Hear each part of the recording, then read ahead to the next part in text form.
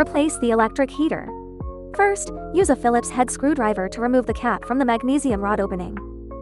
You can then see the internal electric heating element.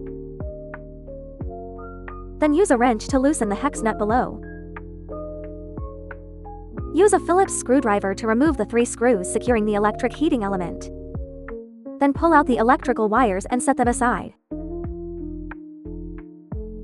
Use an Allen torque wrench to align with the electric heating element, rotate it, and loosen it. Remove the loosened heating rod. Use a cloth to clean off any remaining adhesive tape from the electric heating opening. Apply liquid TIFI tape inside the threads of the new electric heating rod in advance. Align and insert the new electric heating rod. Turn it a few rotations by hand first, then retighten with a torque wrench.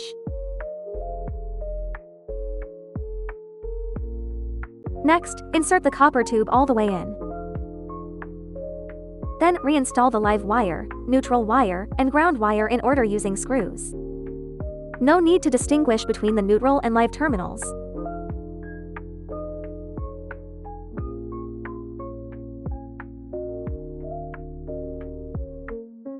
Finally, secure the bottom of the wiring assembly with a nut.